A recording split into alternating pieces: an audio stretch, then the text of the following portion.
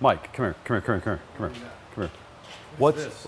This is my question. Why is this on here with this? You think you would notice if we took it off? Or let's just do it. Okay. It's better for detail. You ready? Anyway. Yeah, exactly. Let's get rid of it. Just don't tell him, okay? No. Well, yeah. Like he won't notice it's missing. Oh, Ron, hi. Hey. So what do we have here? What are we looking at taking care of for you this time? Well, especially the hood area. You can see it just doesn't have that shine when you look at the side. Oh, of the car. absolutely. And I realize this is where a lot of the fallout happens. But I've tried some of the regular compounds and just haven't been able to get it to shine. And I really want to keep from having them maybe color sanded. I don't want to go to that. I think there's still. If we can avoid that, that's best. Yeah. Well, let's do it. Good eye on your part to catch the difference in the gloss. It's kind of the definition of the reflections, right? When you look at the overhead lights here, they look kind of fuzzy here. To your point, this is where most of the sun exposure and fallout is. So this paint really takes the brunt of it. Back behind the bug guard, which you'll notice is missing. Hey, you don't like my bug guard? So the truck's what, a 99, I believe you mentioned? 99. Yeah, the bug guard was early 90s.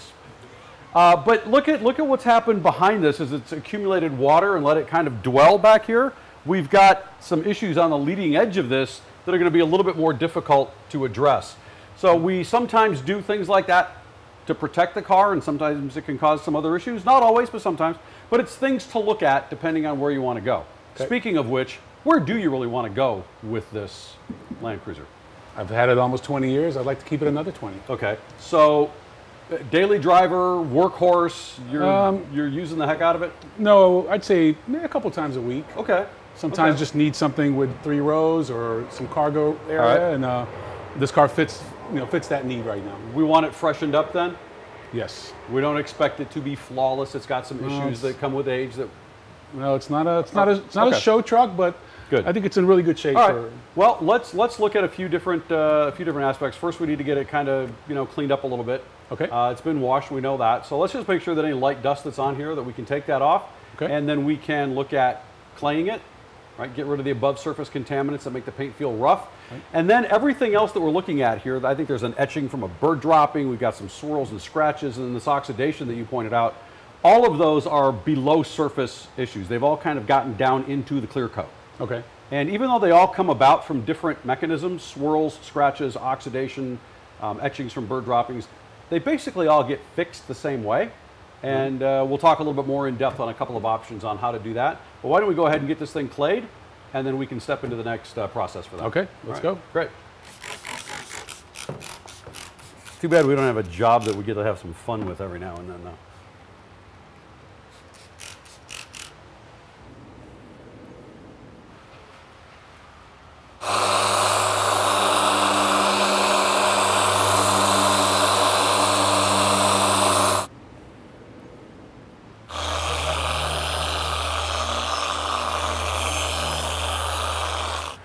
It might be looking pretty good.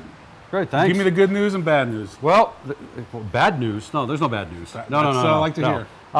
You can see what we're looking at here, before versus after. You happy with that? You think that's going to work? Looks great. I'm very impressed.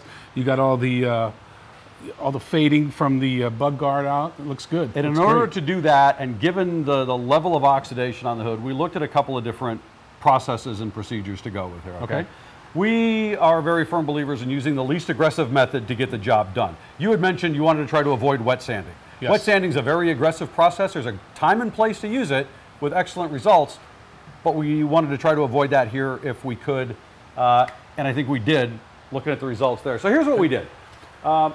Basically what the process is, in a textbook scenario, we're going to compound, polish, and wax. Okay. The compound removes that oxidation, the below surface defects, the etchings from the bird dropping, all that kind of stuff. Okay, that's the heavy lifting. That's the hard work.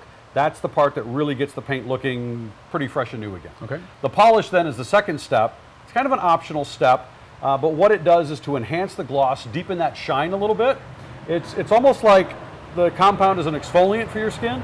The polish is like a lotion for your skin. Okay. And then when we're done, we want to wax it to protect it, and that's like putting sunscreen on.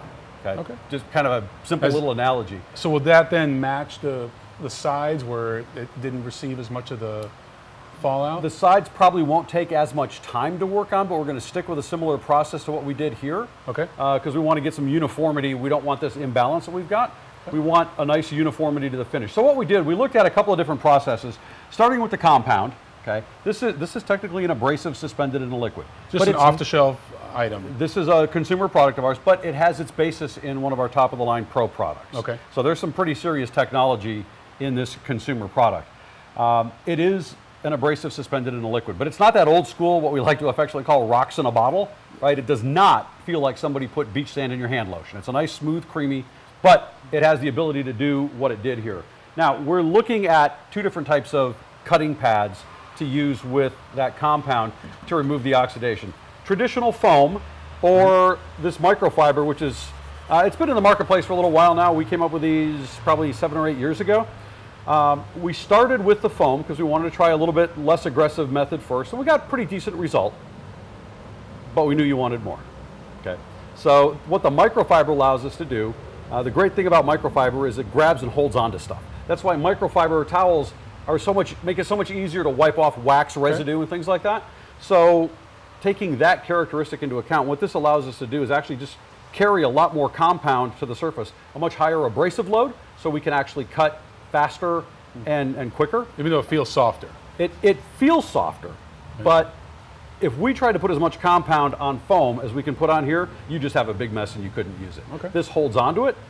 It allows it to do its job to a greater extent and in less time, and that's how we ended up with this result. This has been compounded, polished to enhance the gloss, and then waxed to protect it. This is what we're going to make the entire vehicle look like. All right, let's go. You all right with that? I can help. Let's go. Let's do it.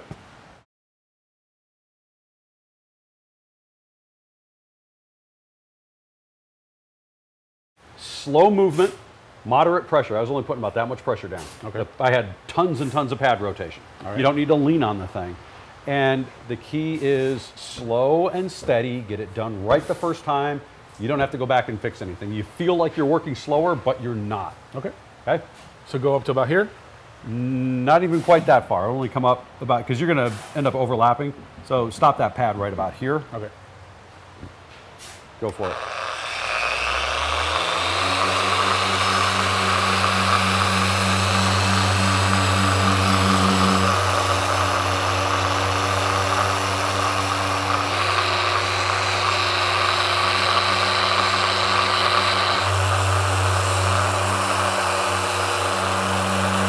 Mike, looks like phase 1 is done. Looks like you did a great job on it too, Ron. Well, the machine did a great job. No, somebody's got to drive this thing, and that was you. So now we're on to step 2, which is the polish. Exactly. And this is going to give it more shine. This will enhance the gloss. It will kind of refine the finish even a little bit further. We see on some paints, the compounding step, even though it removes the defects, sometimes it can leave a little bit of haze. This paint, that's really not an issue. But when that does happen, the polish will help to eliminate that haze and maximize the gloss. Really what the polish does is enhance the gloss and refine the finish. So it takes us up one more notch before we wax the car. So a month from now, is it possible just to go right to this step, not do the compound? Quite possibly, yes. And a lot of times that alone is enough to just kind of give you that big lift again. You still want to wax after you polish. There's no protection in the polish. Right. Okay. But you notice you changed the pad. Yeah, we use a little bit less aggressive pad. Okay. We go less aggressive in pretty much everything we do now. Okay. The polish is less aggressive than the compound, so the pad's less aggressive. Okay. We use a less aggressive speed on the tool. We don't work it quite as long. We're just kind of enhancing things a little bit. Same process, same area. Basic process, exactly. Okay. Yep. Let's do it. Sure.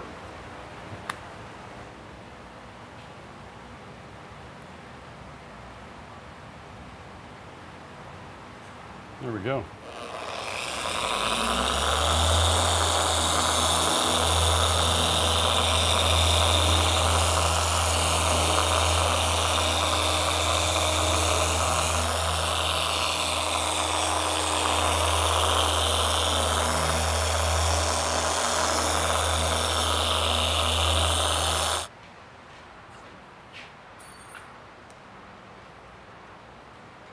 All right, Mike, home stretch.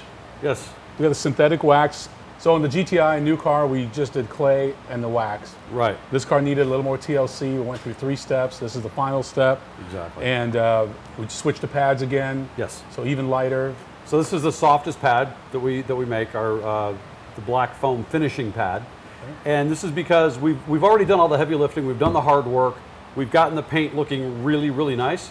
All we want to do now is lay out a thin layer of our synthetic wax protection on the paint. So we don't want to be aggressive at all when we're doing this. And the tool allows us to spread out a very thin, very uniform application of the wax. So that same amount we've been putting to 4 little... We'll put a little bit more to start, and it'll cover the entire hood. Okay. Remember, the wax that gets left behind is almost a microscopically thin coat. So if you lay it on really heavy, all that's going to do is make it take longer to dry. Okay. It could potentially now become difficult to remove, and you're basically wasting a bunch of product. Okay. Make it easier on yourself and go with a thin application. It'll dry quick, wipe off really easy. And the RPM, same? No, we're going to drop it down a little bit slower again, very light touch, but now we're going to move pretty quickly over the paint. We change things up pretty dramatically at this point. Okay.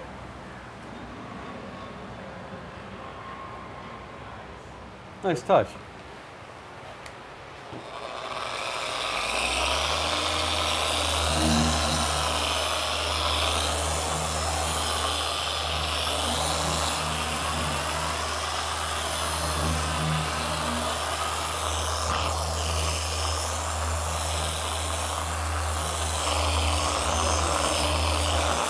Put an R for it, Ron. Oh. It could stand for other things too. Yeah. There you go, and you're off that panel. Done. There you go. There you go. There are over 300 products at Meguiar's, and one of them is called Ultimate Black. As you can see, this back bumper protector was pretty faded. This is what it looked like before. I actually cleaned it. This is after cleaning. Now we applied this Ultimate Black, and it's really bringing it back to life. So a lot of great product to bring your 5, 10, and even 20-year-old car back to life. Well, Mike, thanks a lot. You bet, Ron. She looks 10 years younger. Yes, she does, doesn't she? You did a fantastic job buffing her out. I could be trained easily. Well, yeah, apparently so. You pay attention, right? Which is automatically what makes you a good student. So it's a labor of love. I enjoy doing this. So the question is, how often do I need to do it to this extent, or moving forward, normal driving? I mean, this was a pretty deep cleaning. This was pretty intense work. Yeah, this took a while. Most cars on the road probably don't need it to this level, but they could use some of it. What any car needs is really up to the owner, right? There's no right. Not every car doesn't have to be absolutely flawless, and while flawless is a goal that you'll chase forever and probably never attain, but really what it comes down to is what's the condition of the paint to start with? Yep. Where do you want it to be when you finish? And how talented are you? What's your skill set? How much do you know? And from there, we can kind of pick the right products to help you achieve that goal, given your starting point. But to your point, how often do you need to do this again? The simple answer is on an as-needed basis. Yep. Okay. But if you maintain the car properly now with proper wash processes, using even something like the Ultimate Quick Wax to keep it nicely protected, which is a very quick and easy process to do even when you're washing the car. I use the Ultimate Waterless Wash and Wax. Maybe a light polish again, 6 to 9 months, maybe in a year. Okay. You clay it as needed. When you wash that car, run your hand over it when it's clean and dry. If it feels rough, that's when you know it's time to clay it again. If you're really, really on top of washing it and using quick detailer, you don't let those contaminants bond to the paint. It can be pretty surprising how long you can go without the need to clay it. It's up to you. What do you want out of the vehicle? How much time are you willing to give it? We can help you out with any of those. All right. I'll tell you what I'm going to do. I'm going to let you keep the bug protector too. Yeah, I think it's already in the big dumpster, but yeah, thanks for that. Thanks. Thank you, Ron.